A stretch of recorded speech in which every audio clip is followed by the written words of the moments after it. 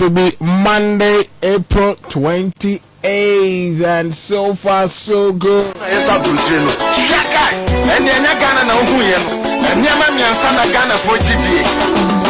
April is almost coming to a close. So far, how far? 4 months into the year 2024. The fourth month is almost to a close. It is in dynamic.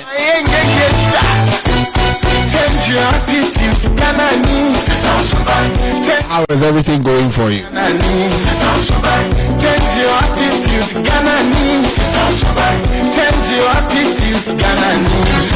We started the day this morning from Accra from Star FM with 98 to 10, the rest of the team. With the news, then the sports, then the newspaper review. But for now, right here in Kumasi, from Nyame Kumasi, precisely at the Kufuor Street. Right here on Ultimate 106.9. It's time we talk about national issues that affect us.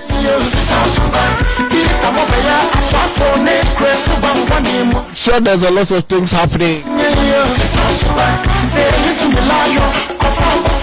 Dr. Mahmoud Bawumia is in the news, talking, making claims that there were some decisions that he himself, as vice president, was not privy to. Not owning the air. He didn't know what was really happening. Some of the claims he made, 3 days to elections, we increased petrol in this country. To petrol mu wabrana oni. That is it.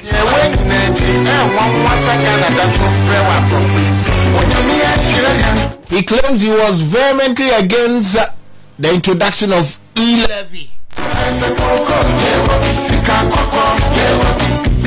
These were all government policies. If you come back and tell us that definitely you were not in support of it, you were part of the government. In fact, you were vice president at the time. How are we going to believe you on this? Again, he spoke about one thing, that's the arrogance of power. It got to a time people in government became so arrogant, so rude. And again, they really couldn't tackle the issue of youth unemployment as well. Issues that were affecting the youth. And our bread and butter issue. In fact, this one, the General Secretary said it himself. That if the person is going through stress, so when you can do whatever, he's going to vote against you. The political party will not learn. And they come back and tell us that these are the problems, and so they know the things that really take them out of power, but it is only when they are out of power they go sit back and really give us the true picture. Because I remember very, very well that when the NDC was about to leave power in 2016, in fact, when they left power in 2016, when His Excellency the President at the time, Akufo-Addo, His Excellency the President, Akufo-Addo visited his palace, he said this, and I quote, Ghana for the come any blend to a better John Dramani Mahama. Now also back. Now I'm the Ghana for the come any baby to a bet. So is it that they don't really know that the Ghanaian voter is not really much into the roads this time? Yes, the roads are important. Yes, our development is very important. If the person is hungry and going through stress, have no job, you can give the person money to lick, but still the person will vote again. What is this telling the NDC? I've assumed office. This morning I'm with Mr. Apeje Danso. We'll be delving into it. Well, some people have also said that Dr. Bawumia, it's been preached. It's been sent to, tell people that, hey, it wasn't his fault. And so when he comes again, he can wrestle power in 2028. People have said that it is a means of campaign. It is not just a thank you. Kennedy have also spoken that, hey, we need unity as party. That is the these were the words.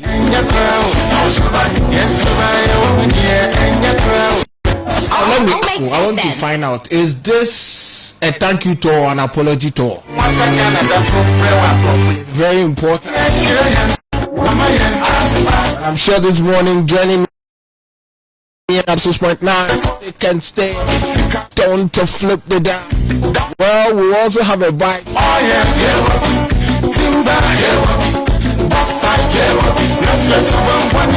The plan to go on a demonstration against kicking out of the Chief Justice.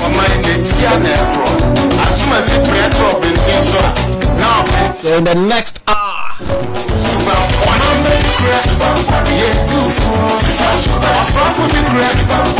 we'll be having this discussion extensively. Let me tell you, this morning, Cup of Tea is proudly brought to you by the Serial Natmino 3 EV, anointed engineering electrical, the Soul Market. Here in Kumasi and Accra, you can locate them in Accra at the Kwame Nkrumah Avenue, and in Kumasi at the TAT Yard. Yes, we've got our new showroom, very ultra modern. Come and get yourself the new Serial Nano. Listen, let me give you this. With luxury, it gives you comfort. One thing, you are just charging your car. You charge it and you're good to go. So go get yourself the Serial Natmino 3 EV to enjoy technology at its best, to enjoy luxury and comfort.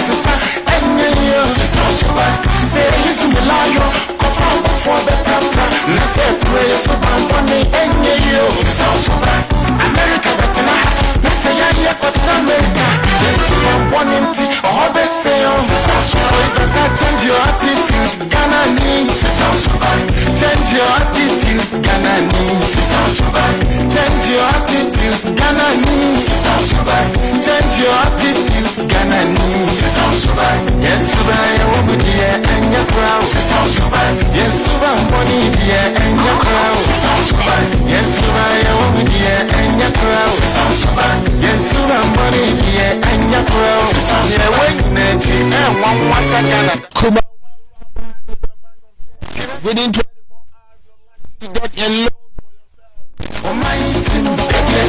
a loan for yourself. Get a loan within 24 hours. Are you a salaried worker? All you need to do is just get your 3 months pay slip, walk to any Kumasi branch and start negotiating with it. Are you a businessman? Do you need a loan to clear your goods on the port? Or probably maybe you need to finish a project? Kumasi Bank is the bank of choice, ready to help. Our main offices at Kumasi. That's why our main offices are in Kumasi. You can also get us a tap for mile 3. And across the region, you can also get a Kumasi Bank. the bang of truth. Providence Insurance, call Obaya on 0242426396. Now Obaya is ready to give you what they've got to serve you. I've told you that your shop you need to insure. You need an insurance at a man. As a woman, ensure your children's education, children's life need to be insured. So with this insurance, best when it comes to everything insurance is Providence Insurance. Got your new car, you need to insure. Providence Insurance. This morning I am giving you that opportunity. Providence Insurance, it's your numero uno. You always say, man, with Providence you are always covered.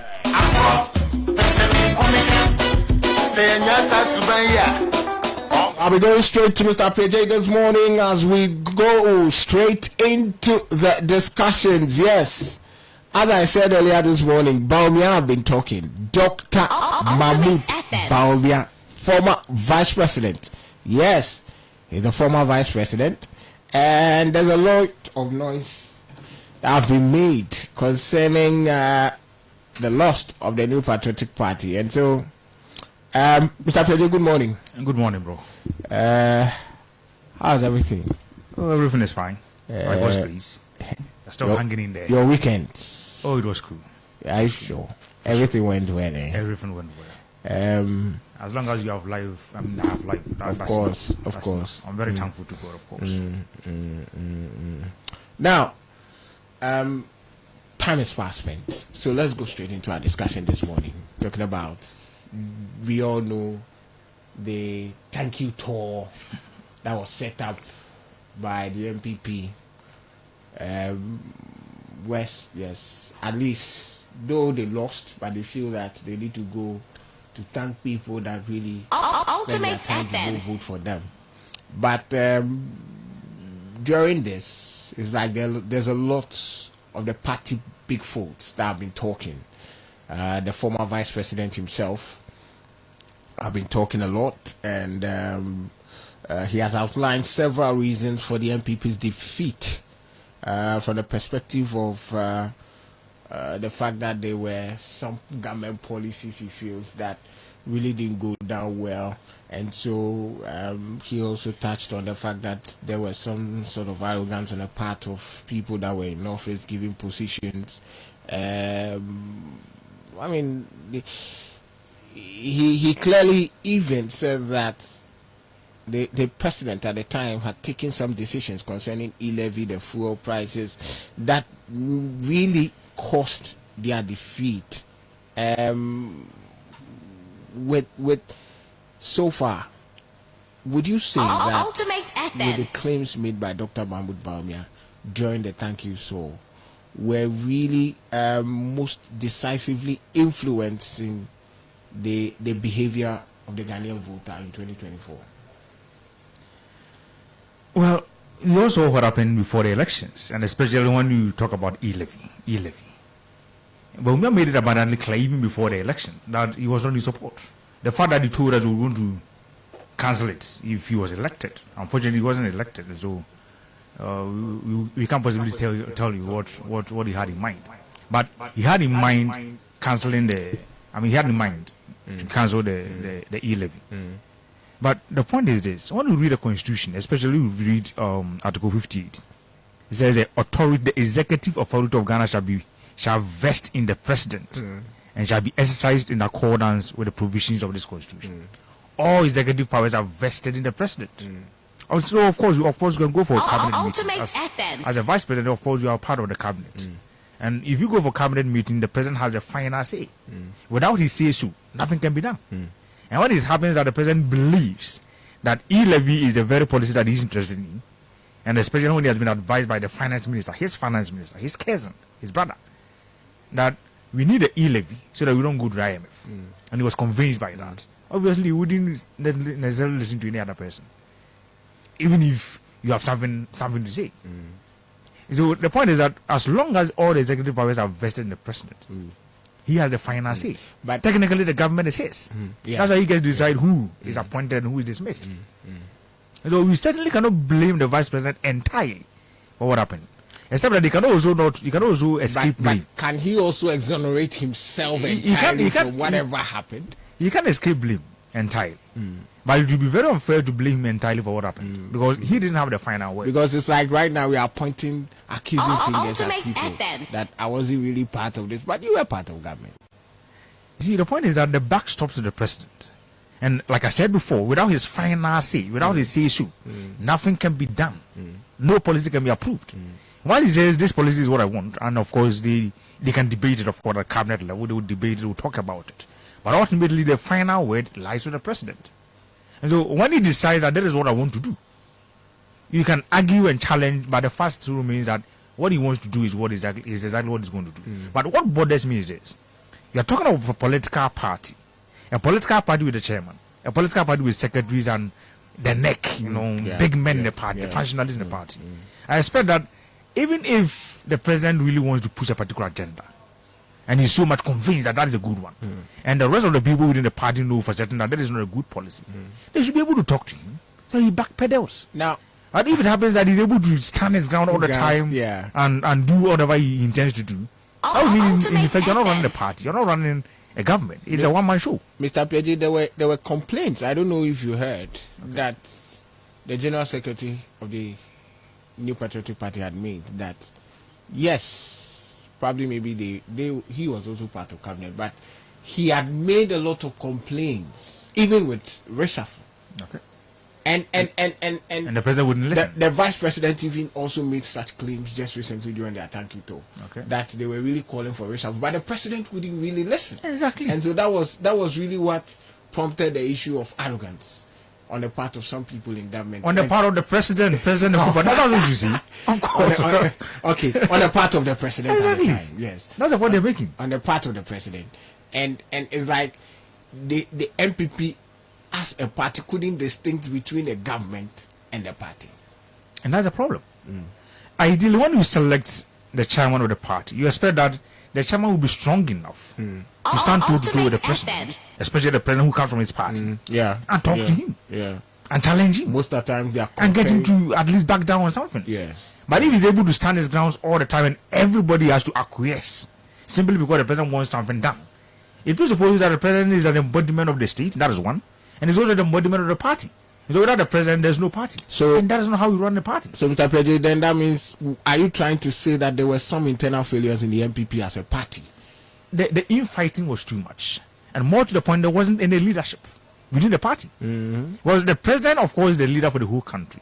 And I think by their constitution, the chairman happens to be the leader of the party. But I think once you have a certain president, more or less he has some, more or less he becomes the de facto leader, the de facto leader of the party. Yes.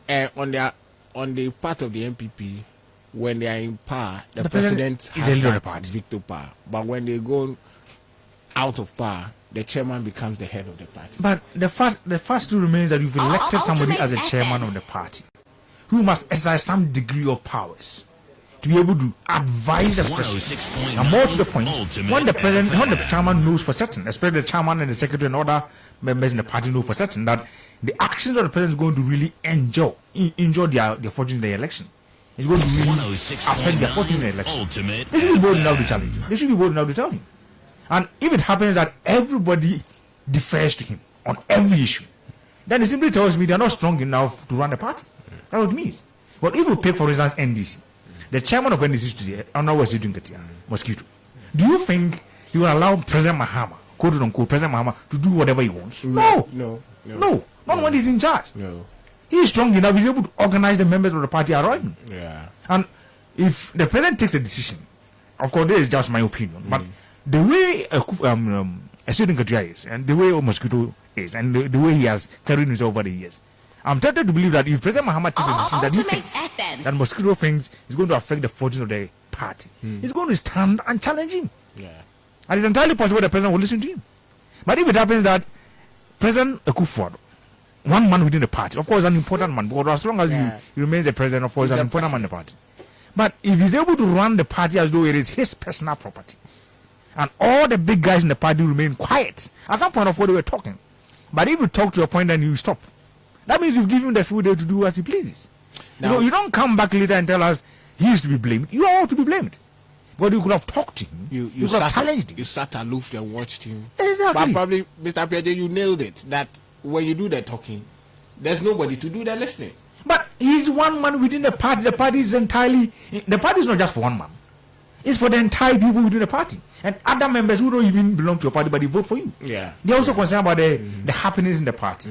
And I'm saying that if the leadership of the party could sit by and watch the president do the very things that they believe we're going to hamper their fortunes in the election, or going to affect them in the election, and yet they couldn't challenge him, they couldn't talk to him, they couldn't get him to at least back down on certain things. That would mean, in effect, he literally hijacked the party. And I'm saying that it is very unacceptable for the leadership of the party to tell us today that ex-president Akufo-Addo hijacked NPP and that they couldn't do anything about it. In that case, we should blame them. Because if you are elected as the chairman or the secretary of the party, you're supposed to be running the party. Yeah. It is not the president's business to be running the party on a daily basis. You, the secretary and the chairman, you are in charge. So how is it possible you're able to allow the president, who's also a member of the party, to hijack the party? And then after you lose the election, you come back and tell us it is what happened. You couldn't talk to him. Yeah. Nobody in the party could convince him. And that he's the one person who embodies the entire party, and so that's it. Look, we want to pick NDC. NDC literally was formed by the lead president, Rawlings. Yeah. But guess what? At some point, he was really alienated. Yeah. I wouldn't say that is bad. I wouldn't say that is fair. It was unfair. But the fact is this: one person cannot run the party entirely. Yeah. Today is no more. Yeah. So suppose he hijacked the party as an individual, and it's no more. That would mean the party go down. Yeah. And that's precisely the problem that CPP is facing today. Yeah. When Nkrumah was alive as the leader, he hijacked the party. CPP was Nkrumah and Nkrumah was CPP. And once you hijack the party like that, it means that you define the outlook of the party. So once you leave the stage, the party collapses. Then Nkrumah as an individual was the embodiment of the party called CPP. And so after he left the stage, obviously the party has gone down and it's not going to come up. Mr. PJ, the thank you to. Do you think it is you are going on a thank you to people that voted for you, you are thanking them? Is it a fertile ground enough to start apportioning blames? That okay, this cost cost of living. The general secretary will be like, yes, the cost of living is so high, so no matter what you do, people will still complain. The vice president will also say that some government policies really talked about it. Do you think the grounds at which these complaints, agitations are being raised is appropriate enough? I would say yes. Look, if indeed that is the truth. Thank you, though. Grant, I even wonder why they call it thank you, though. I mean, you've been voted out of office. In fact, you've been booted out of office, and you're going around thanking people that you're booted out. Anyway, but of course, that's just a name. But I just think that ideally, they're not going out there to thank people for voting them out. They're going out there to say, well, look, we did ABC, we are terribly sorry, and could you forgive us? Next time around when you vote for us, maybe... So that should be an apology too? Well, they wouldn't call it apology, of course. But that is the thinking behind it. Well, you have been voted out. And this defeat is quite humiliating. Why would you go around and thank people? Except otherwise, you're going out there to talk to them and say, I want to get first-hand information from you. Why did you vote against us? What did we do wrong? That should be the case. In fact, when they really refuse to talk about the truth of what happened, the truth about what happened, it means they're never ready to solve the problem.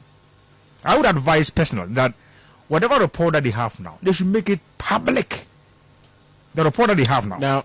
Everybody should know what is in it. What is in it? Everybody. The NDC had theirs and it never came out. That means they're not ready to solve the problem. But they have been able to come out of it. Well, when you keep hiding things, people get embittered. Well, look, the general secretary had claimed that, in fact, probably if whatever which is in the report should come out, their opposition will always drive on that and use it against them. And so they will go around talking about snippets of the information in the report. Probably maybe a bit of it, but it comes back to the same thing. What do you have 10? Suppose you have 100 things that have been reported about, and that you need to talk to people about. You don't want to make it public.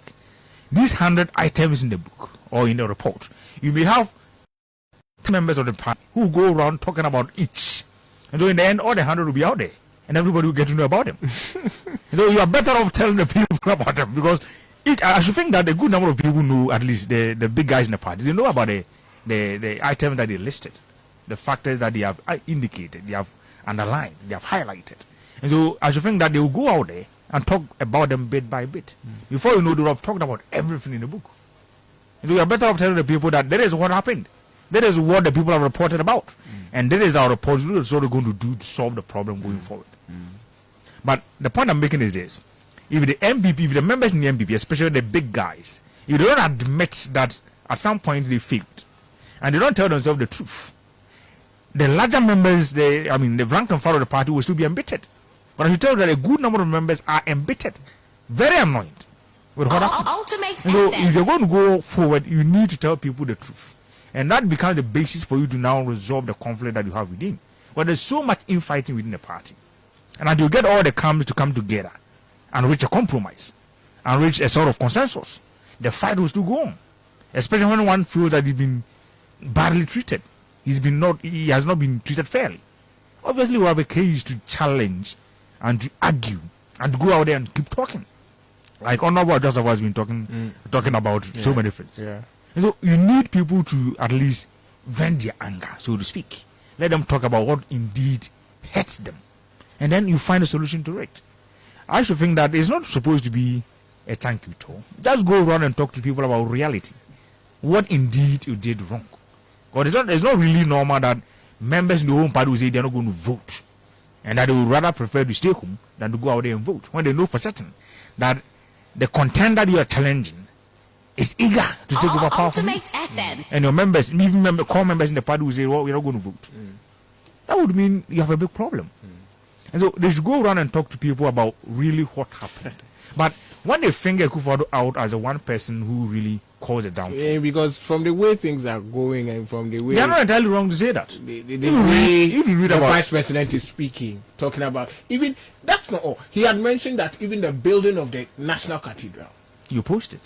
Yes. But they wouldn't listen to you? Was one thing that he was vehemently against, but that people were really not happy with it. And yet... Your president wants it now. Isn't that... I mean, like, that is where the problem is. Why have you all... Like, it's like he's now pointing fingers at his excellency, the former president. The problem... Look, all these problems they're talking about are partly... You can blame it on the Constitution. Partly. Look, the Constitution defines the guidelines for governments. The Constitution is the guide for every government. Of course, it's a binding principle.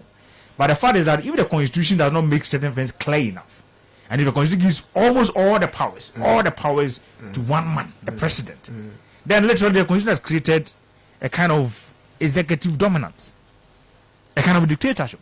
And that's what we see. The president of Ghana has too much powers. The one he takes over, literally the parliament becomes a weapon in his hand. And that's one big problem. The people we know for certain are extremely, extremely partisan. That aside, the president has too much powers. So literally whatever he wants done is done. But when they keep accusing the president, the ex-president Akufo-Addo, for the defeat of NPP, they're not entirely wrong. Like I said, I think Info Analytics, the survey by Info Analytics, they indicated about 60 or so, I think 68% or so of the respondents indicated that it is because of Akufo-Addo that the party lost the election. That's fine. But once you've identified the problem, what about the other people who also call the defeat of the Republicans? They must find a solution to it. They must find a solution, but they must tell themselves the truth first and foremost. But the one thing that bothers me again and again is this. How is it possible that the whole party, one person could could literally hijack the whole party, and you could use the instrumentality of the party to silence literally everybody who objected, without saying anything. Exactly. But do you ever hear the chairman talk about what Akufo-Addo was doing in government? Did you ever hear about the chairman? No, really. Honorable Stephen Intim, yeah. I can't say for certain, but I didn't hear him talk about it. No. The nature of Stephen Intim as he is, gentle and calm, very calm and quiet, very quiet. And when the party is going down, very noble. You remain quiet. He really doesn't really want to be matched. He's not like the normal and JFK is also very calm. JFK as secretary. So you know these notable people that could really look in the eyes of His Excellency the President at the time to tell him point blank that these things are not really going down well with Ghanaians. They were the people that were also like put in the pocket of the president. Okay, that's how I see you know how quiet. people are going to read these happenings. If the Kufuor camp had not been sidelined, they would have told them the plain truth. I think that's what they would say. For a good number of people in MPP today, they will tell you, look, if the Kufuor camp had not been sidelined, I mean the Kufuor camp, and they know the big guys in the party who belong to the Kufuor faction, so to speak, if they had not been sidelined, they would have told the President Kufuor, the plain truth, and they would have gotten him literally to change some of the policies or some of the things and to possibly reform a good number of things that he was doing. Except that he was surrounded by only people within his camp. And that's one big problem. If you read George Orwell, he tells you, look, if you have the right to freedom of speech, that would mean that as long as each person has that kind of right, you should be prepared to hear what you don't want to hear. Because if I have the right to speak my mind, it means I have the right to tell you what you don't want to hear. Period. If I always have to repeat what you want to hear, it means in effect I don't have the right. But I'm only repeating what you know. Or I'm only repeating what you have told me to say. But I have the right to speak my mind means I have the right to tell you what you don't want to hear. But the very things that will hurt you. But the if vice a problem, president go to court of law. But the vice president, if you knew all this, why didn't he resign? Resign? There's other people that have also. Once you resign, you know for certain your political career later has come to an end. And that's one big problem with our politics. You don't seem to have a third force because yet. You were really not happy with some of these decisions. Exactly. So the best is if I talk and the president is not listening, then I better pull out. You know what is happening in various departments in Ghana? The various departments. Let's forget about police for now. A good number of the subordinates know for certain that the leader in charge is not doing the right thing. They will complain time and again. He wouldn't listen. Do you have to resign? That would mean in fact you're going to be jobless. Of course, we already know that you have graduate unemployment. And then you're going to resign at every point. But with the office of the vice president, at least, Dr. Maumia, you served the first term. Second term, you see that things are not really working. So that Ghanaians really have that belief and trust in you. But that also means that you're not coming back again. Look, the point is this. It appears as though in the Fourth Republic you've accepted. You've come to this acceptance that, look, NPP and NDC will be in charge. And so power is going to alternate between the two. Power is going to swing between the two. But the point is this, if power is going to alternate, political power has alternated between these two political parties since 1992. If you ever leave either of these two parties, you know for certain that the likelihood of you being elected is very slim, very small. You are better off remaining in the party. Except that once you're not in charge now, once you're not the president yet, you don't have that final power, final authority to do certain things. And so you will have to listen, quote unquote, to the very things that you don't want.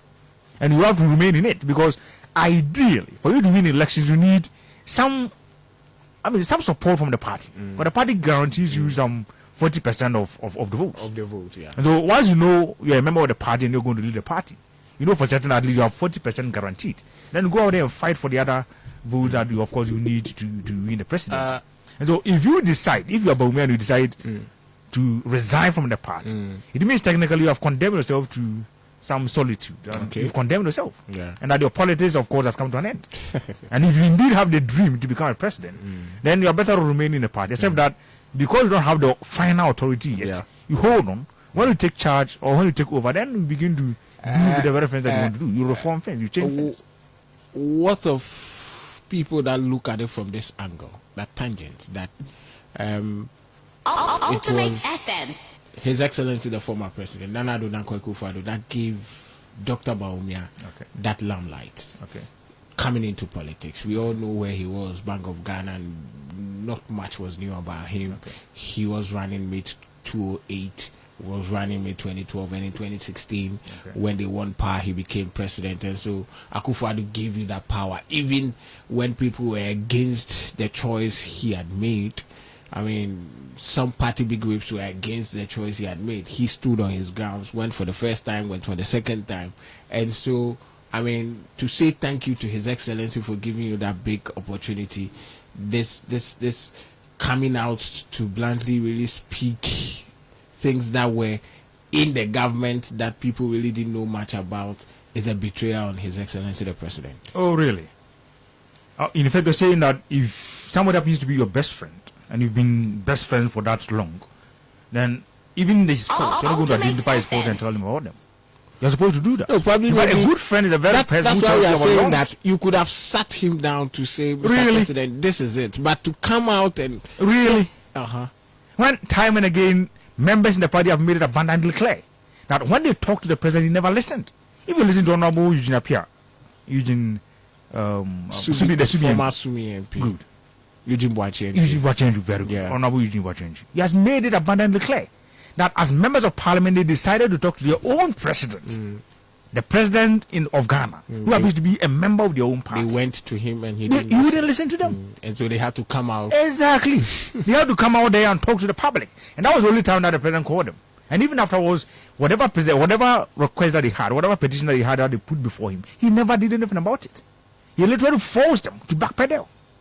So if it happens that one man, the president, is so powerful that he's able to coerce literally everybody within the party, even the chairman and the secretary, and members of parliament who are elected by the people, he's able to coerce them so that they literally defer to him all the time.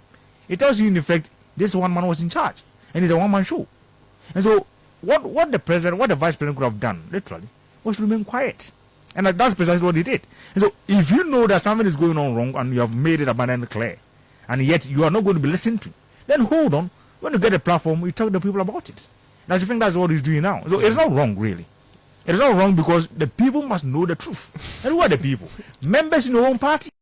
And others out there who really ordinarily have voted for Ghanaian him. citizen. Exactly. The so-called floating voters, the swing voters, who would have voted for MP but for Mr. A or Mr. B.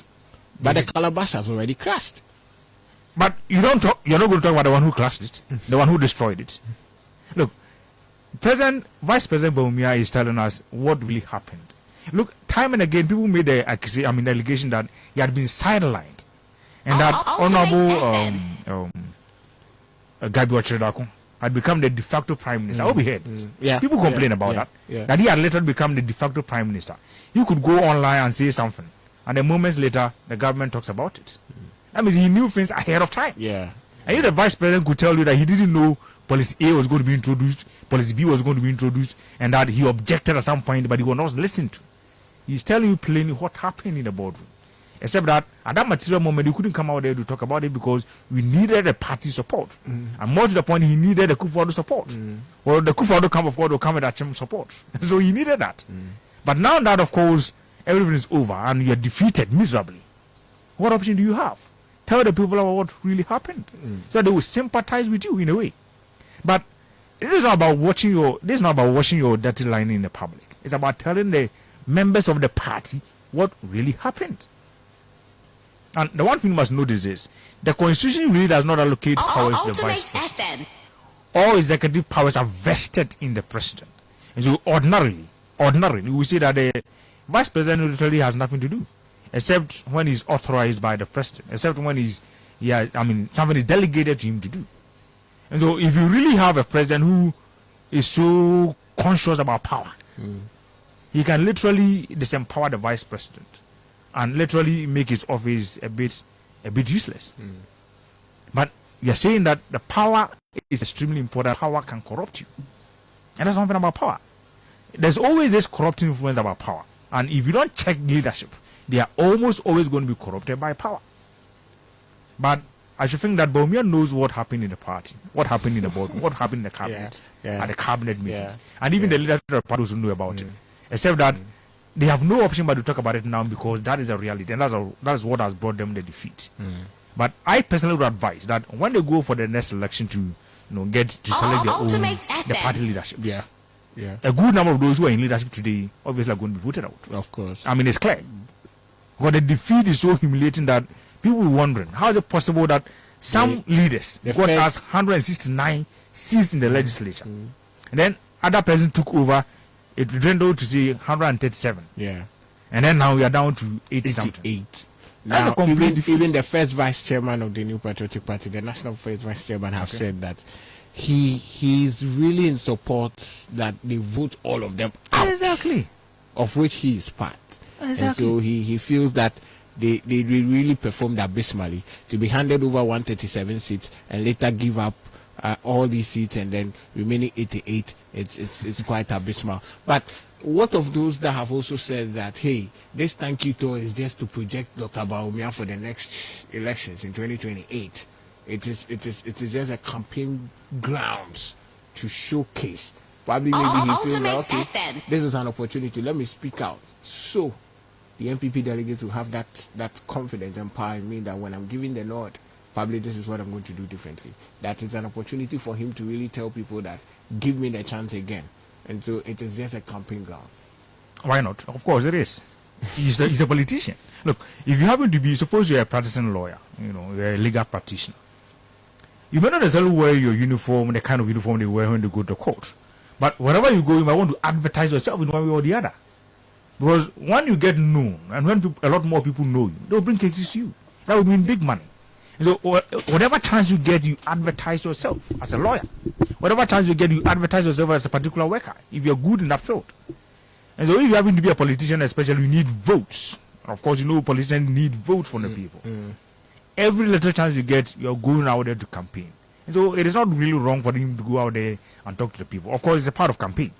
Because very soon they'll be talking about electing new leaders, electing new national executives, regional executives, and then, of course, a new presidential candidate for 2028.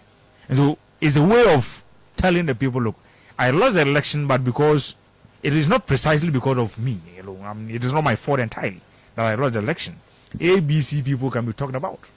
And so he's simply telling you, look, we lost the election, and I, as an individual who led the party, I lost the election because of Mr. A. And that's why they're talking about Akufo-Addo now, of course. But we should not also delude ourselves into thinking that only the ex-president can be blamed for the defeat of the party. The fact that he might have played a role, but exactly, entirely a significant role, though, of course. But the fact that members of the party would remain quiet.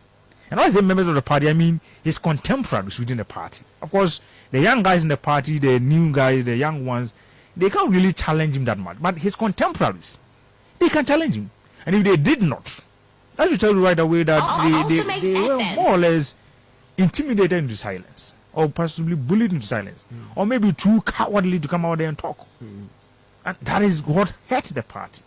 So when they're going to elect new leaders, my advice would be simple.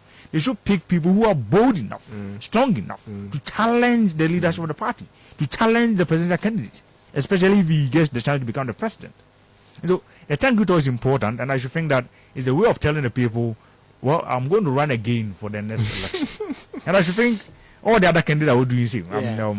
Honorable Kennedy, he spoke about the fact that they should unite, and so without unity, the party cannot really come back to power. Don't you think that the MPP should rather look at that rather than really talking about the wounds that, as in the blame game they are giving right now? Talking about the unity, people coming together, gather all people, really try to really say that, okay, hey, we've crashed the bus, but we can still pick up the pieces, fix it together, and move together, and being united through unity. But you can't really talk about unity when people are bottled up pain. When they are hurt, you need to let them speak. You need to find a solution to whatever problem that they have. You need to let them speak so that you know their pain. And then, of course, you find a way to diffuse the tension in the party. If you don't diffuse the tension in the party and you want to build peace, you want to build unity, of course, you'll be engaged in a project that is not going to be fruitful. And so the first thing to do is to heal the wounds. All those who are embittered, all those who have been treated badly in one way or the other, must be talked to. You must find a way to calm them down. You must find a way to assuage their anger. And then when that is done, when you diffuse the tension, and of course people are at peace, they can now come to the table and talk about peace. Otherwise they wouldn't. Otherwise, even when you call them, they wouldn't, because they will still be bottled up pain. And when people are that frustrated, they only find a propitious time to vent their anger. And they don't really want the members in the party to bottle up that pain. They must be talked to. And of course, you resolve the conflict by first knowing what happened. You resolve the conflict first by knowing, in fact, listening to both sides of the case, and then you come to a conclusion. But they must find a way to diffuse the tension in the party. And the infighting, of course, can only stop when they find a solution to it. But one thing I want to really say quickly is this. Time and again, they talked about safe seats. for certain members in the party. Yeah. That's one thing that they must always look at. The moment you create a safe seat for a particular person in the party, and that's one big problem that they have had all along. Yeah. When you create a safe seat for a particular person in the party, you're simply saying this man is so important. In fact, he's so knowledgeable, he's so wise, that he alone qualifies to be the leader for this particular constituency. All other persons, quote unquote, are unfit for such position. And that's not fair. As long as you have graduates within the party, as long as you have educated people within the party, they would like to challenge one another for the post of a lawmaker. But if it happens that a safe seat has been created for Mr. A, that would mean that B, C, D, and all the others are not competent enough. But when somebody weighs himself and he feels, well, this certain moment, I'm even better than he is, I'm even more competent than he is, he's always going to challenge. He's always going to be angry. So they should not really create safe seats for certain people. Of course, I agree that for you to maintain some sort of leadership and some sort of strength, we need certain people in parliament. There's some big guys in the party that you certainly cannot take them out. But run a good, free and fair election. So the one who loses will accept that indeed he has lost to a genuine person. And the one who really knows for certain that he won the election fair and square. And not through some underhand dealings or some shenanigans. When people feel that indeed the processes were not really fair, and that there wasn't a level playing field within the party, when they lose the election, they will always talk. They will always complain. And that's where the fight will start from. You remember, I mean, if you have observed over the years, when it happens that they conduct election, that's when people become so angry and they keep talking. Okay. And so that's the point. The point that you're supposed to note, that the election within the party, of course, should help members of the party to project themselves. But it cannot be that members of the party are only restrained and that only a few people are given some preferential treatment, more or less like the select few. The select few who are quote unquote competent enough to become leaders.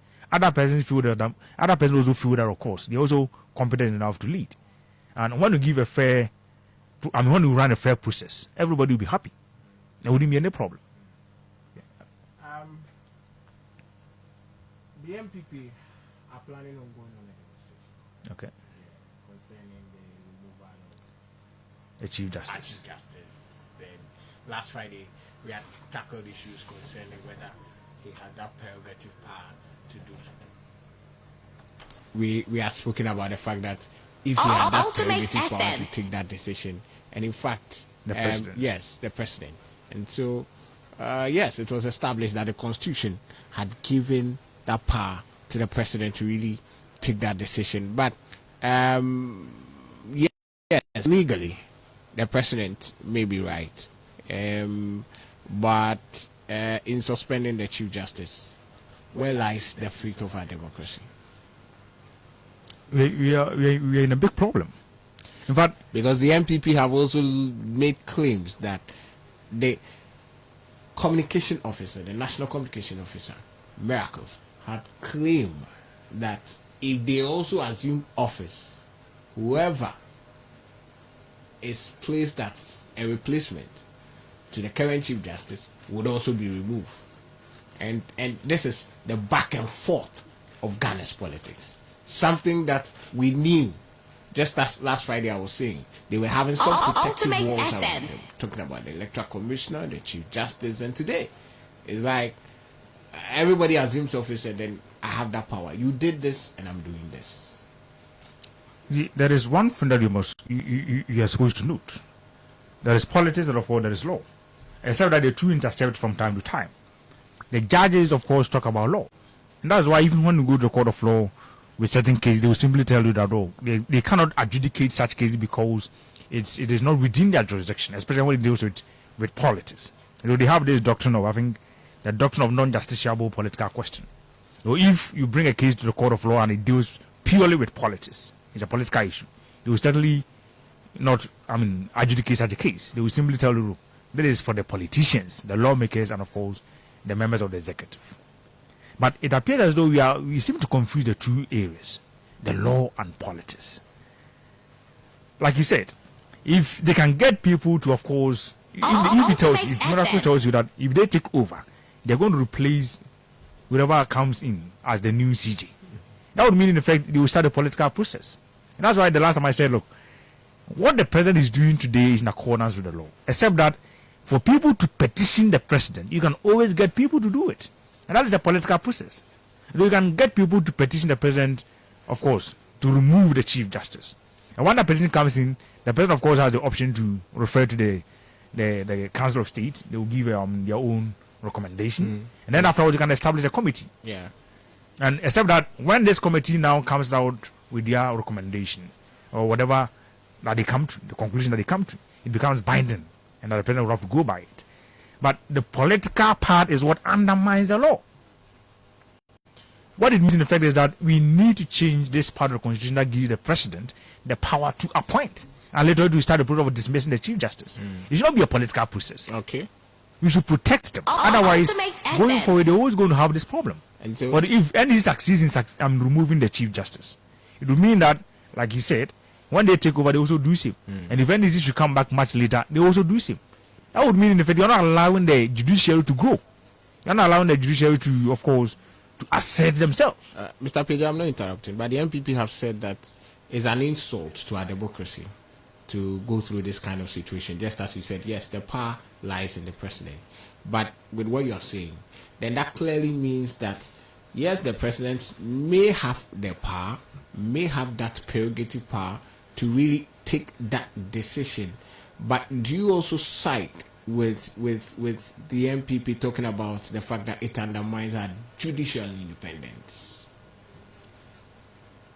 I would say yes and I would say no at the same time. Well, the law makes provision for the removal of the Chief Justice. When she violates the Constitution, when there's a stated misconduct, misbehavior, so when we have grounds enough to prove that indeed the Chief Justice has violated the Constitution and that she has done the very thing that contravene the Constitution, then of course you have grounds to remove her. And so it's not the case that the Chief Justice is untouchable. No. No particular leader in Ghana is untouchable. Even the president is not untouchable. The president who has so much powers, extensive powers, he is not untouchable. He can be impeached by the parliament. And so the point is that as long as you remain a public officer and of course you're a human being, you can make mistakes. And if it does happen that a particular Chief Justice is involved in some misconduct and that her behavior contradicts the Constitution, then whoever is in charge will have grounds enough to get her removed. And so, of course, it will come out plainly what really has happened, which has misconducted herself in one way or the other, and that her actions have violated the Constitution. Then, of course, they will have grounds to, somebody will have grounds to petition the president to get her out of office. And that would mean they're doing something that's in accordance with the law. And so it's not the case that you're protected as a Chief Justice or you're protected as a judge and so you can do whatever you want. No. Your actions must always be based on the dictates of the law. And so, granted, this is a political process, but the fact is that once somebody petitions the president and he takes that on, it becomes a legal process. And that is what I've said time and again. President Mahama has not violated any legal process. He has not violated any law. But the fact is that it is always a political kind of action for people to petition the president to get a CJ removed. But if it is proven beyond a reasonable doubt that indeed the CJ has misconducted herself, she has abused powers, she has misused resources, then that would be grounds enough to get her removed. But the Constitution makes that provision for all of us, of course, to observe. Now, talking about the responses, we all know demonstrations. Party comes to power, Okay. and then the opposition in power will really rise up with demonstrations. Okay. And has it really yielded results? With concerns with this recent demonstrations the MPP are really planning on going. Is it the best option? Why not? It is. You have the right to demonstrate. And so you can demonstrate as and when you want. Does it give solutions? It is part of the political process. It's part of the politics. Democracy allows you to speak your mind. And one way of speaking your mind is going out there to demonstrate against a particular government action or to protest a government action or policy. So that's allowed. It's part of democracy. It may be allowed, but the results? As to whether those in power are going to listen to you or not is another matter. But the fact is that you are exercising your power and you are exercising your right. And that would mean, in fact, you are telling the people that this is how you feel. And all these help to check the system. Because if you allow one person to run the show, in this case the president, and nobody really has the option to challenge him, it will mean, in effect, whatever he says is going to be final. But when you know for certain that people can challenge him on the street and demonstrate against him, somebody can even go to the court of law to get an injunction. That would mean, in a way, they are trying to restrain the president's actions. And I should think that is allowed. Ultimate And that should be FM. allowed, especially in a true democracy. So yes, on the one hand, you have the political process, the judicial process being followed, the legal processes. They're going through them. But at the same time, you have the political process as well. And that also will bring some pressure to bear on the president so that he considers whatever action that he intends to take. But the fact is this, when you pick the trial, the case you're talking about, the Chief Justice is going to be the chief that they intend to remove. Yeah. You cannot just remove her based on some trivial issues. No. You go to the court of law, you must prove your case beyond a reasonable doubt. Yeah. And especially when you know you're talking of a Chief Justice who's already learned it. Of course, she will mount a strong defense. Yeah. She's going to mount a defense. Yeah. She's going to get her lawyers down there and they will defend her.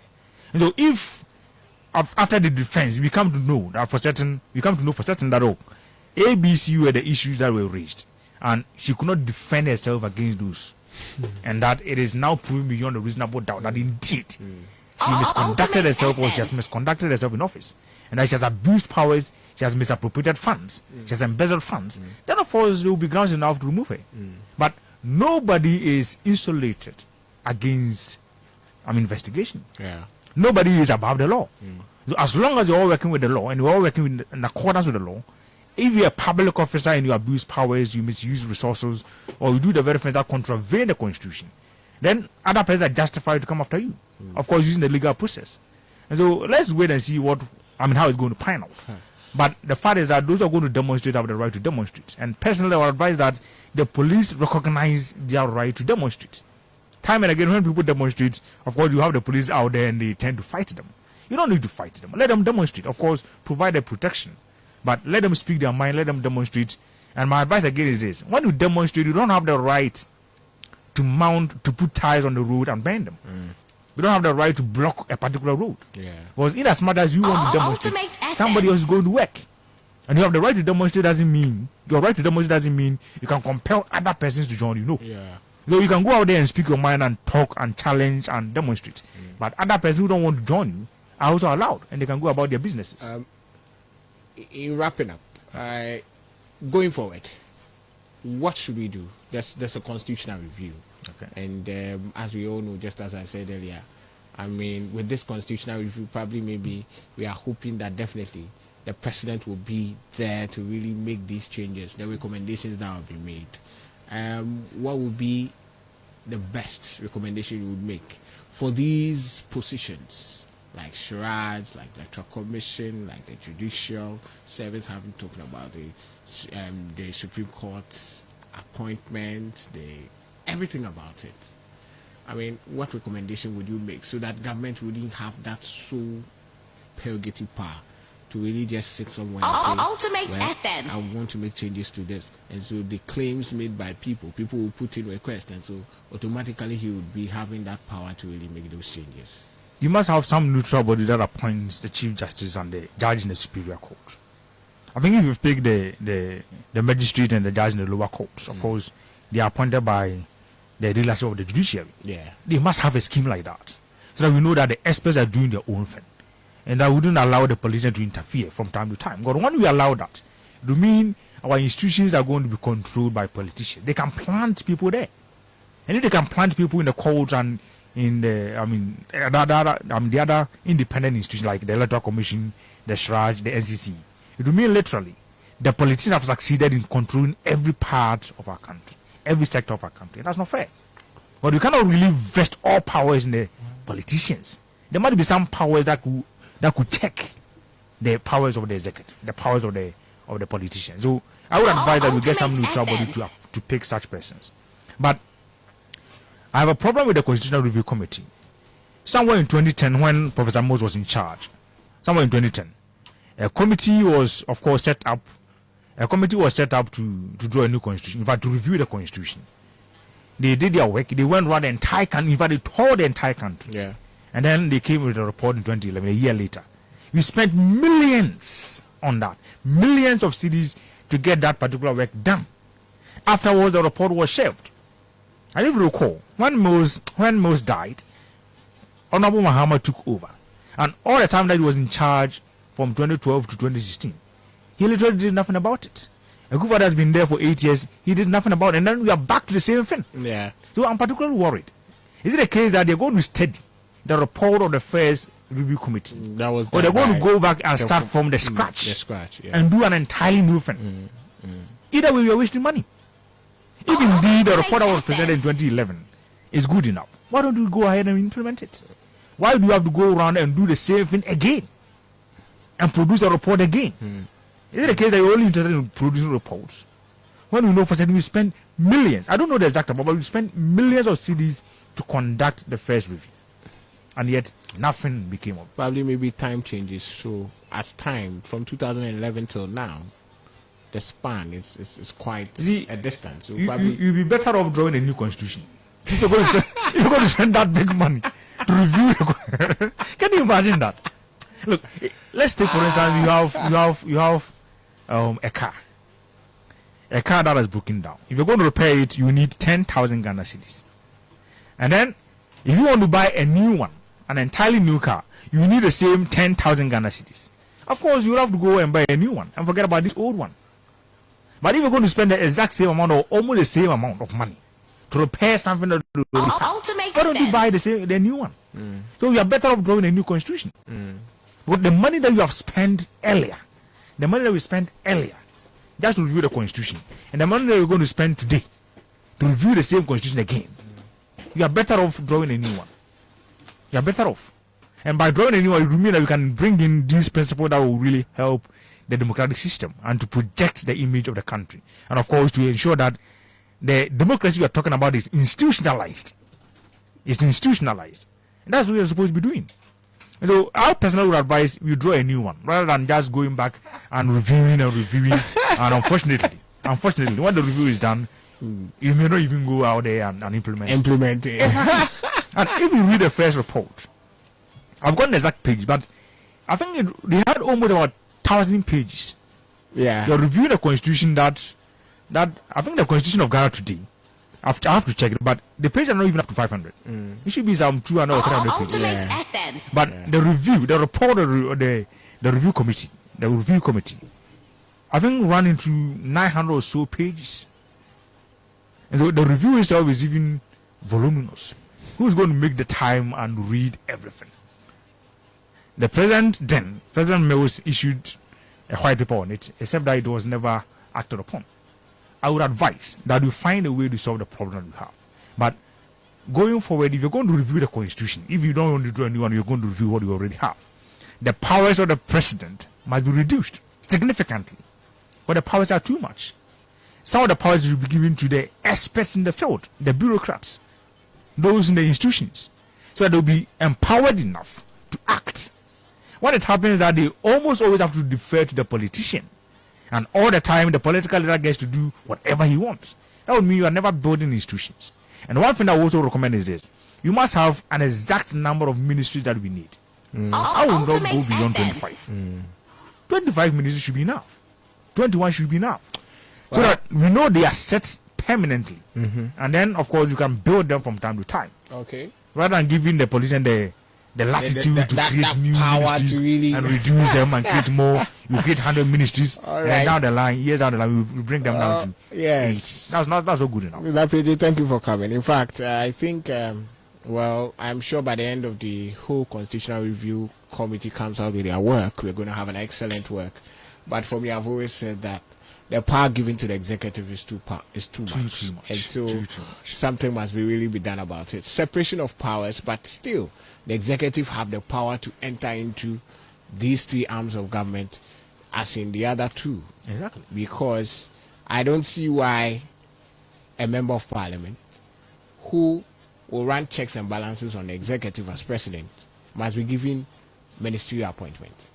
And so, it weakens the legislature. And so I think there's a lot that can be done about it. Thank you for coming this morning. I'm sure we've enjoyed every bit of this morning's edition of A Cup of Tea right here on Ultimate 106.9. The discussion continues, but I would want us to take a listen to what Dr. Bawumia, said. All the studies are so far. The big issues are 1, cost of living. Niema bo ekosoro ahochiri ebai de kanu eye adia ye friend arrogance of power. Express yasu na eye ti yasu edi ye tie asem Ultimate FM. party for country say yenye reshuffle. And yes, sir. 8 years, Yanti. And yes, sir. Party for country and say, Yampe 11. 11 no ever hiking. The Tosso Miansa Party for country say, haircuts no, debt restructure no, DDEP. Someone can answer. Say, sad debt restructuring no, a bit hard because most of them are pensioners. And my penny announced said there will be no haircut. Some okay. Ghana for you in ING. But a buyer no, you be a haircut. We so share a buy you. Now you hear forestation for you. So also share regions bebree said the general council secretary kan your votes no do on the war no ya nye juma bebree wo western region said the kan no ukojo mora uko evaluate uko mpoho so many places ya kwan no a problem market set intini tabra Shaban, yeah. So the problems, that is just Western region. Ocean, na MPP, na Potu Abano, na Nkabono, na Enihopapa. And yes, sir. Na Yankasa against Ultimate FM. Na NDC airborne radio TV towards the 2-3 weeks to the election. So now only campaign but playing our own language back to us. Etina ehia said ye campaign said ye internal contest. Don't break down your opponent.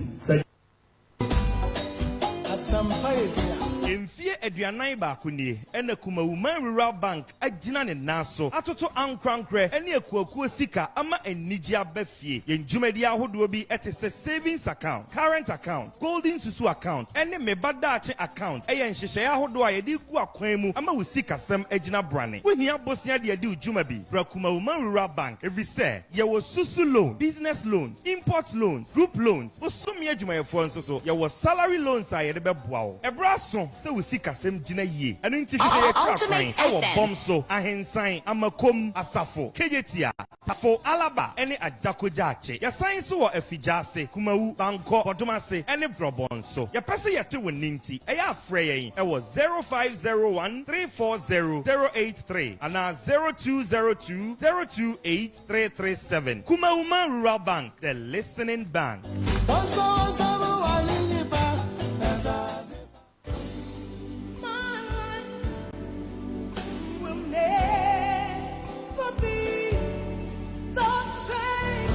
Do you want to know how to discover and live a better life in Christ? Then tune in to the Better Life broadcast on Ultimate 106.9 FM from 5 a.m. to 5:25 a.m. every Monday to Friday as God's servant, Pastor Oseyao Afuakwa of Embassy of Life Chapel, formerly Faith House Charismatic Chapel International, takes you on an adventure into the good news of God's kingdom to know God better, live life better, and impact your world better. God really bless you as you listen.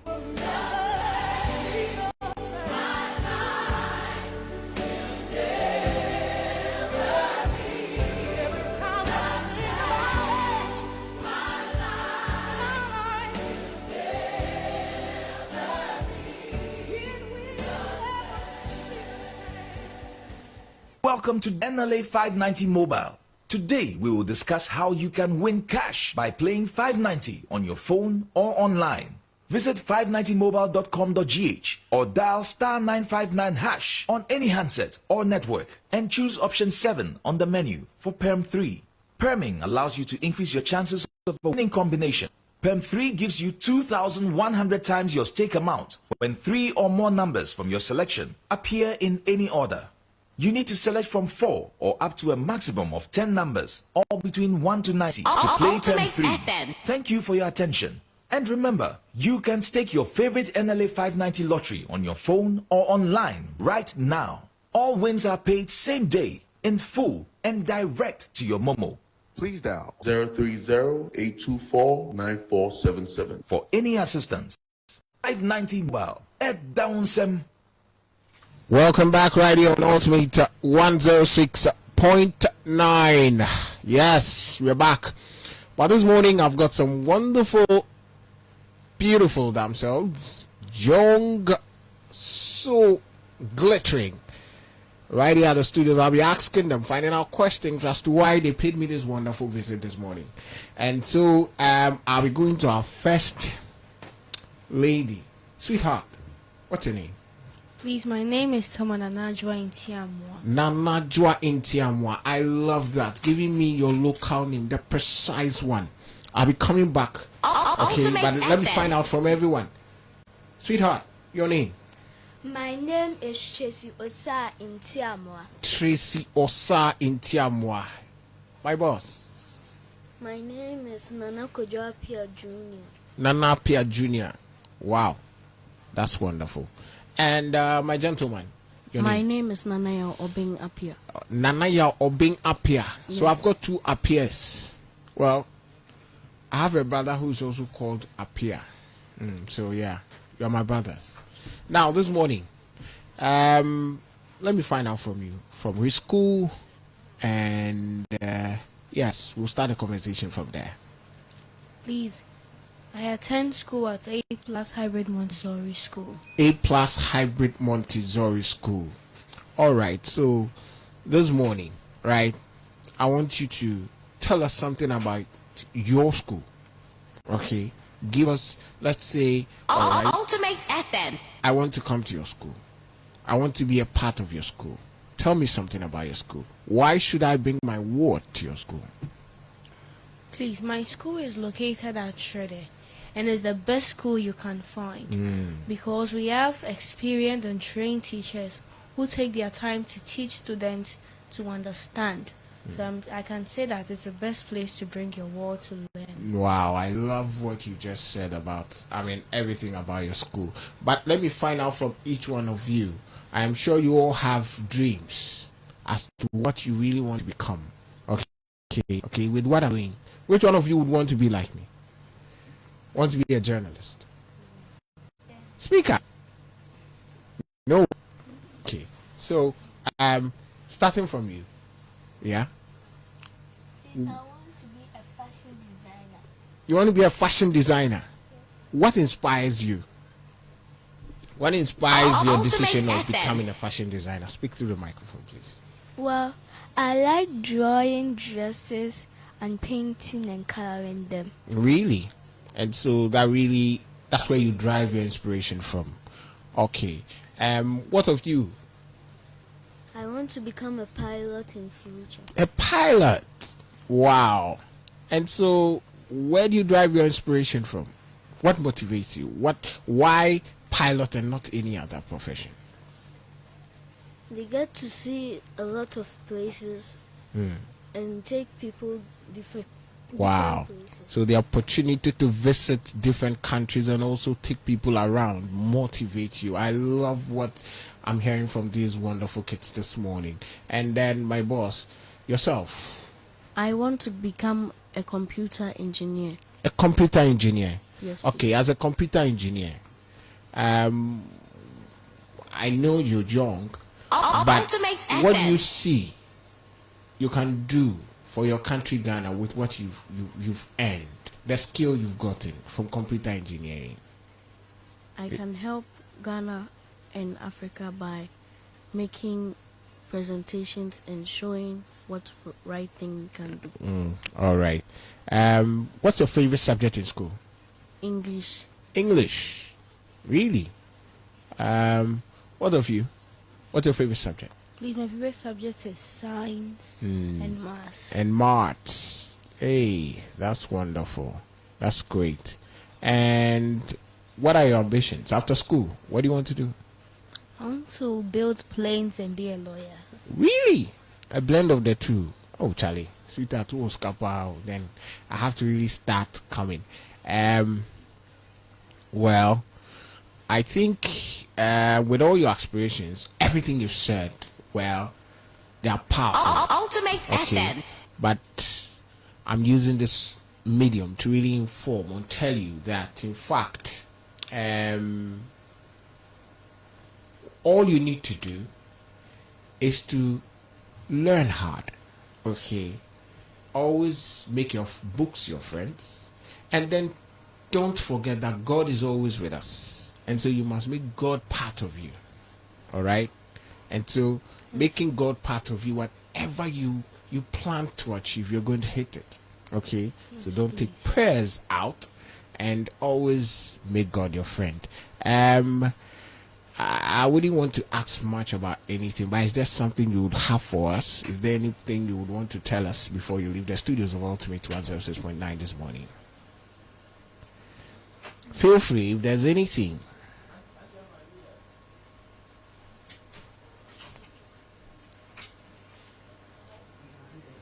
Hello? Ultimate You are not FM. talking. Okay, then I'll allow our wonderful auntie to really tell us if there's anything they would want us to know this early morning before they leave the premises of Ultimate 106.9. Good morning. Good And, morning. thank you for this opportunity.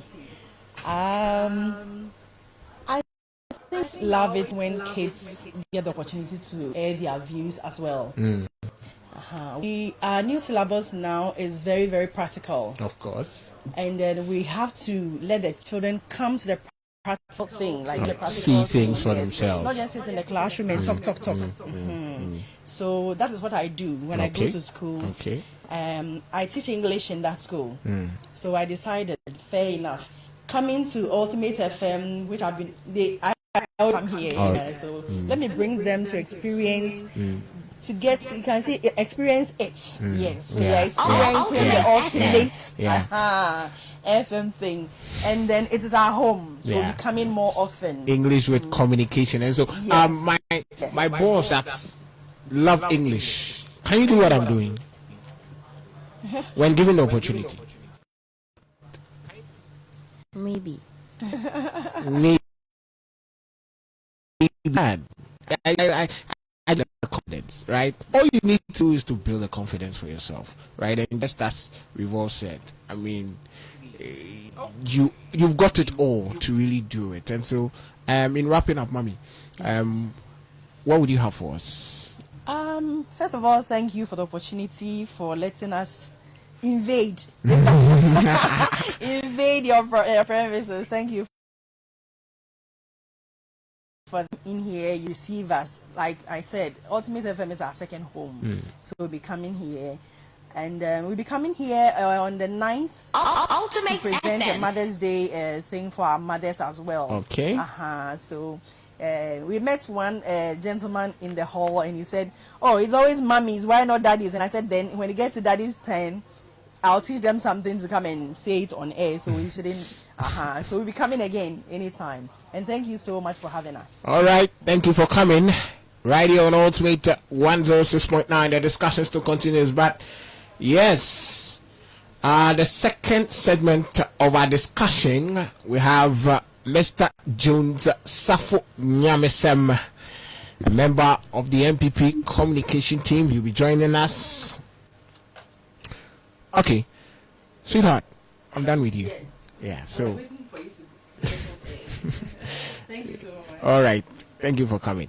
And just as I said in our second segment of the discussion, we'll be having Mr. Jones Safo Nyamisem, a member of the MPP communication team, and our very own Isa Yusuf Ghani, He's also a part of the NDC communication team, and we'll be talking much about this whole buhaha of the thank you for and everything about it. Yes, and also the issue of should I use the right word? The sacking of the Chief Justice. Well, it is clearly not out yet, but this and many more we'll be talking about when you join me right here on the studios of Ultimate 106.9. All the studies are so far. The big issues are one, cost of living. Niema bo e kosoro ahochiri e bai. De kanu eye adia ye freno arrogant. Ultimate FM. Express yasu na eyeti. Yasu edi ye tie asem. Party for country say yenye reshuffle. And yes, sir, 8 years, Yanti. And yes, sir, Party for country say yen pay 11 no ebe hiking. The Tosonians for country haircut no debt restructure no DDEP. Somewhat in answer. Say that debt restructure a bit hard because most of them are pensioners. And from a penny announcing said there will be no Ultimate FM. Ghana for in ING. But a buyer no you be a haircut. A buy you NAPCO view. Now you afforestation for view catering.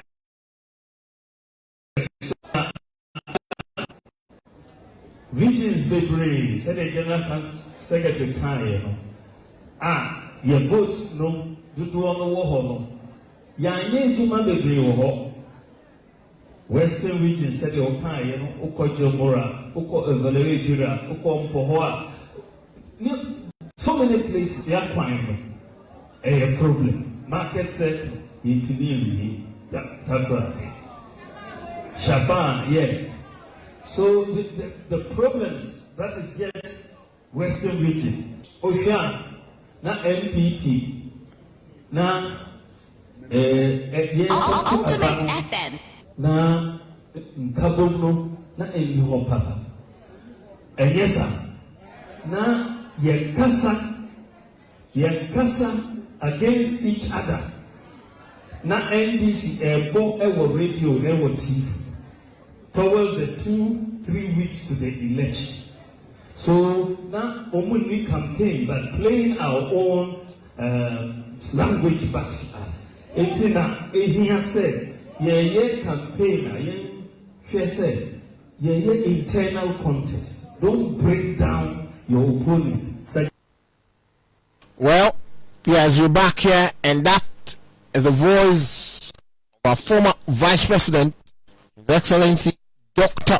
Mahamudu Bawumia. In fact, yes, there was a lot he said, talking about reasons as to what really sent them out of power. Ultimate FM. But in fact, as we always say, the damage has already been done. The calabash has already broken. What is next for the MPP to do to wrestle power, if indeed they have that hope to really do that? Well, this morning the discussion still continues. The second segment of our discussion is right here on Ultimate 106.9, and I've got with me Mr. James Anyamisam of the MPP and Isa Yusuf of the NDC. Let me welcome them. Good morning. Good morning. Good morning. I hope you are all doing very well. By God's grace, we are all doing very well. In fact, I'm sure we all had opportunity listening to our vice president. In fact, people have said that indeed a thank you so, and with a thank you to, should you really go with the name it's being given as really a thank you to or an apology to? You could hear a lot of noise that have been made about this whole issue. Talking about Bawumia, I've been talking this week. He has been making a lot of noise, and I'll just your initial comments concerning the points, everything that have been said. Let me first go to Nyamisem. He is with the party that have just been out of power, and the other people you're talking about this morning. Good morning, sir. Yeah, good morning, my brother. Dr. Mamunya have been talking about e-levy as a case.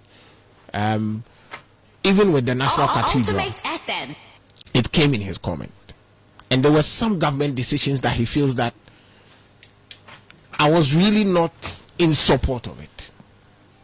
Okay, the haircut, as we all know, but government went ahead with the executive powers to really take that decision, which came back to really hunt us. As in, he was speaking as it came back to hunt the MPP. Your initial take on that? Thank you very much. A very good morning to you and your listeners. We've listened to our former Vice President, His Excellency Alhaji Dr. Mahmoud Bawumia, yes, on his thank you tour. Mm-hmm. And I know very soon he'll come to my constituency. That will be 3rd of May. We'll come also listen to him on his take on the happenings, on the reasons why we lost the election. And then I think the man has hit the nail right on top. So we are going to take a cue from that and seriously work on it. He talk about arrogance of power, and then some decisions that we took as a party or as a government that did not augur well with the people of Ghana. We're adamant on so many things, and then that led to the abysmal performance of the MPP in the 2024 elections. Indeed, we accept that we made a lot of mistakes, and that led to the downfall of the MPP in that elections.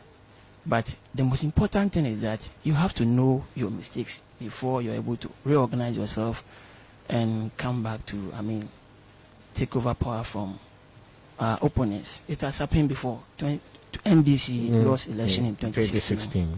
The MPP never thought the NDC could come back to power.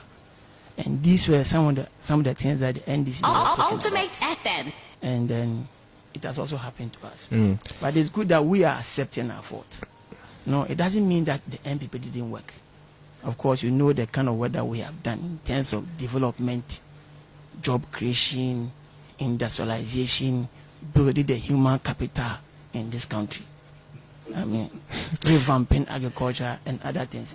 We did a lot of things. So after that, the economy was hard.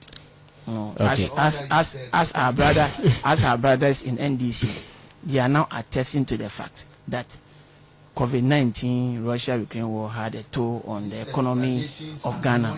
No, these are non Ghanaians, but the same people, Murtala Muhammad, has gone outside over there to tell the people that Ghanaians suffer because of COVID-19 and Russia-Ukraine war. But so what do you make of His Excellency the former Vice President's admission to the fact that, in fact, of course, me as flag bearer, I never knew of these things.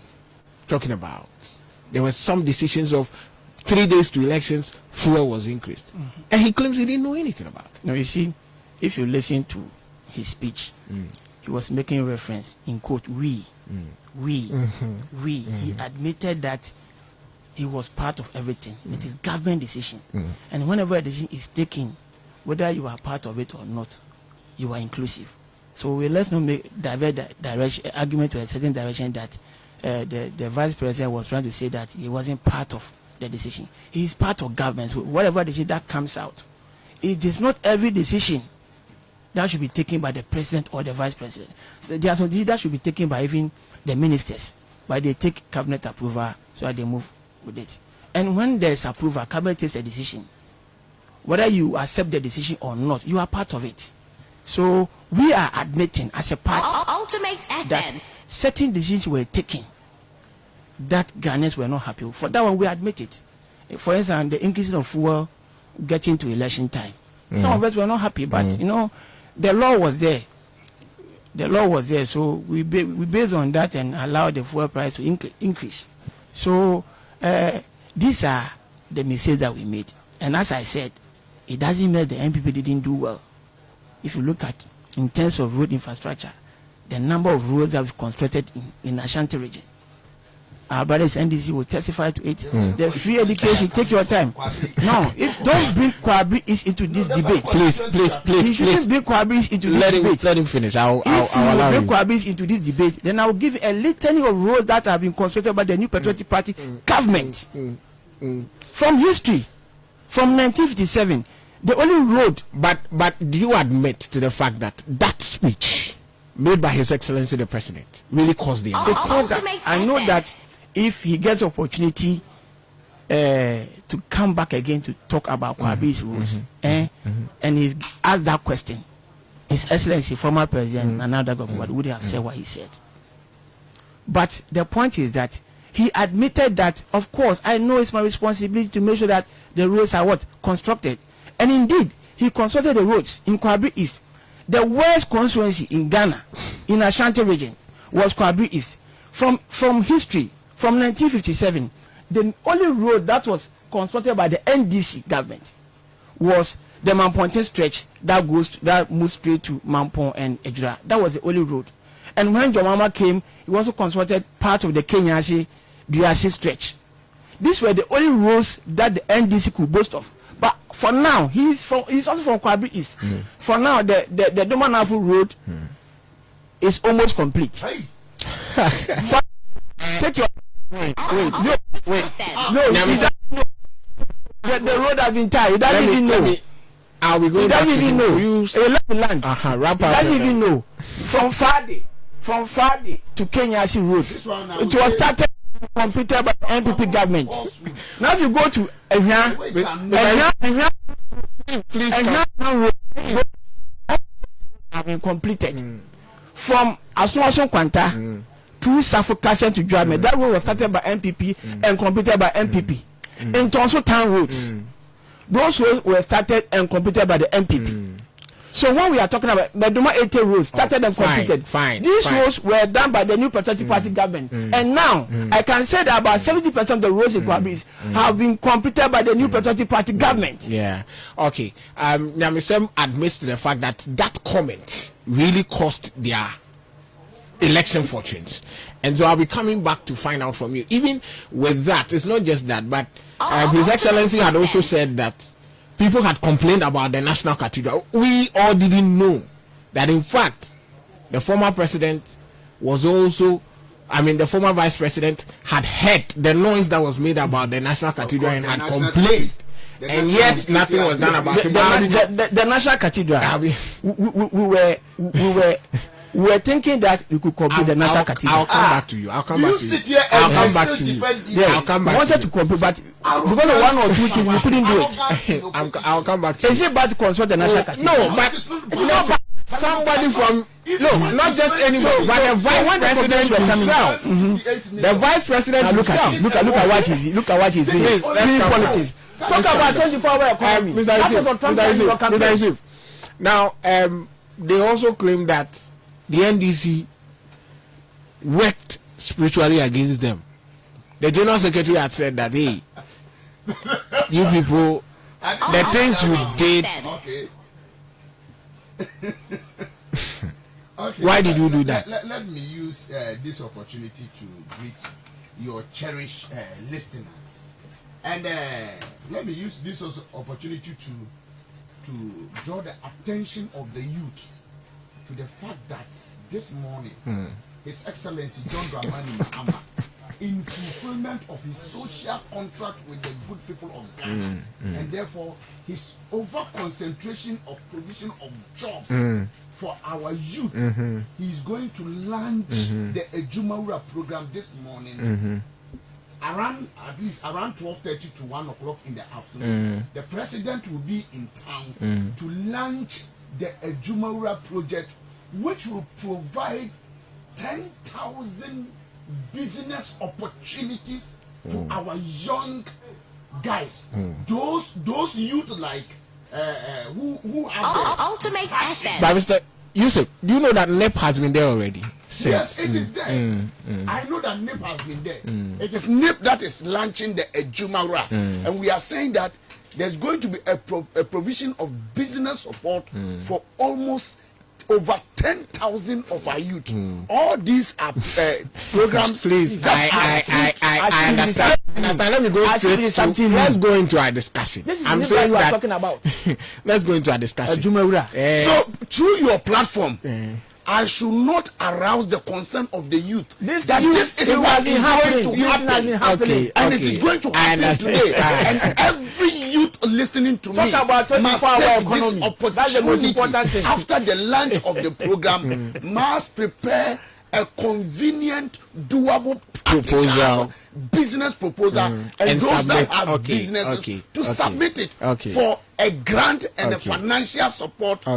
Because we have people who want to go into this carpentry, who wants to go into agric, but where is the funding? His Excellency John Dramani Mahama is launching the Ejumawura this morning. But the question I ask is that you are not in the course of the week. He will also launch the Mahama Care, that is the medical trust fund. In the course of this week, it's packed. And this trust care, what it will do is that it is going to take off the burden of those with serious ailments like kidney problem, heart failure. He's going to launch that. Then after that, he concludes with the National Apprenticeship Program. The National Apprenticeship Program. You have to remind me. I'll come to that. The supply of parts. Well, thanks for giving me this opportunity. This morning, when I was coming, I passed by KJT. You know, our own KJT. I passed by KJT. The parts were there. And I was very happy what I saw this morning. Ultimate FM. Kudos to the mayor. That is but do you know there are complaints that people have said that it's really going to put people out of business, but that's not what we are talking about this morning. I want us to talk about the fact that initially I know that you see, we need to comment when you go to the central business area. Our time is fast spent. So we go now back to the topic. The fact that when you listen to Bawumia over the weekend, what it tells me, it's simple, that someone that has decided to blame everybody but for himself. But he used the article "we." Yes, I'm sure you heard the voice. As those of us who are when it is not about the using of the article "we," but when you say "we," and then later tells us that you never knew. Are you listening? You tell me you never knew petrol prices was even increased 3 days to election. The man that was at the helm of affairs of the economy. You remember Bawumia wasn't just brought for the sake of being somebody who was just an head of the economic person. team. He wasn't even a part, a card-bearing member of the MPP then. But for a provisions of a resound economy, we're told, but that Nanado, he brought Bawumia purposely for the stabilization, even the city, and the stabilization of the economy. Now, so would you say that this current NDC government, it is everything that His Excellency the Vice President would know? It is everything that any decision that John Mahama would take, that he's going to really preview His Excellency the Vice President? We are not talking about those. We are talking about very paramount decisions like the increases in petrol prices.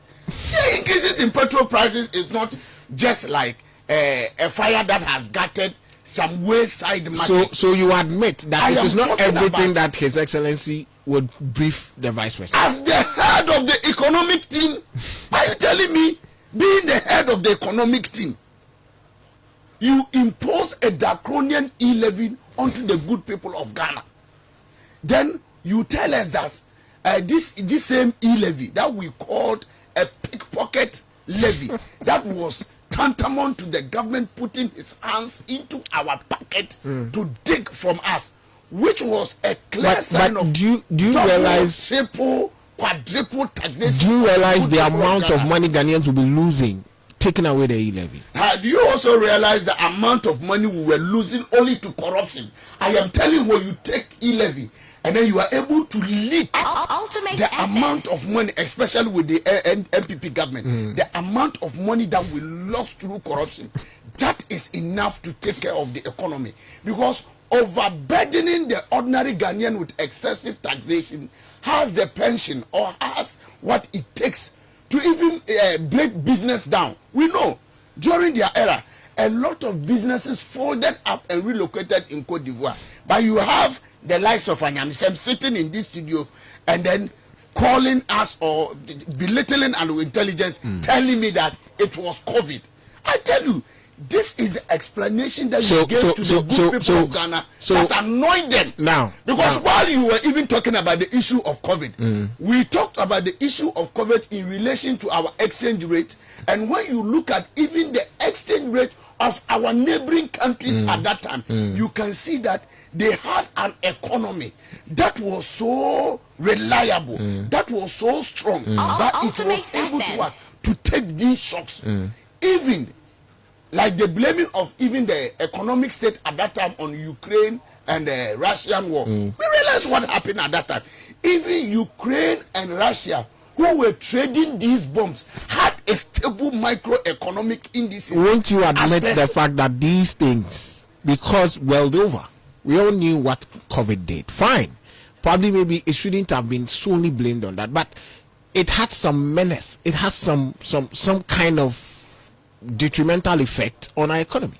Of course. Didn't it? You see, much as it has a detrimental effect, look at it was what we would say that it was something that was good in disguise, because when we found ourselves in that period, we saw what the World Bank, the monies that we received from some of these Bretton Woods institutions, to the extent that had it not been COVID, we wouldn't have gotten those monies. What were those monies used for? Look, it got to the point that Serajo Safwa told us that during the COVID time, when children were not even going to school, his party told him as the gender minister that let's find a way of milking the state, that within the weeks that the children have they haven't gone to school, we should be able to build the government of the day. So what all that Bawumia said was simple.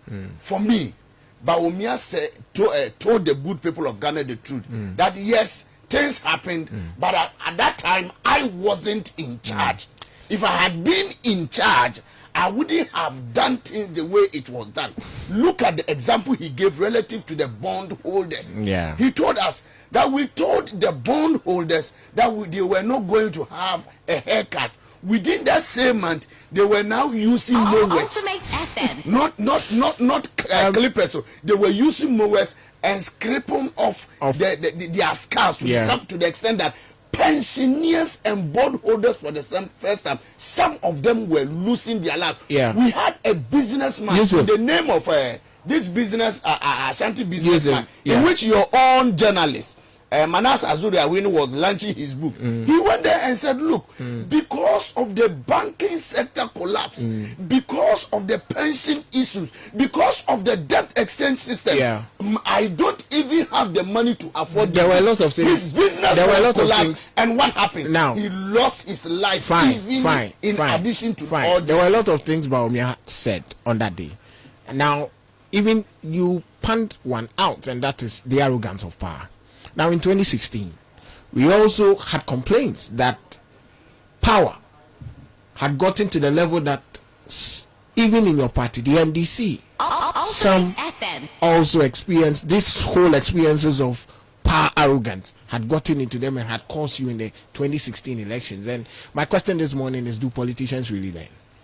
The issue of the arrogance of power, because in 2016 you suffered the same fate. Yes, being espoused by Bawumia, I was shocked. Why was I shocked? You know that the MPP today has boycotted Media General, where we had one of your own journalists who at that time called out the government and told them, if you could remember, most of his phrases, bureaucracy. But just ask me a question and give me time to answer the question. Bureaucracy.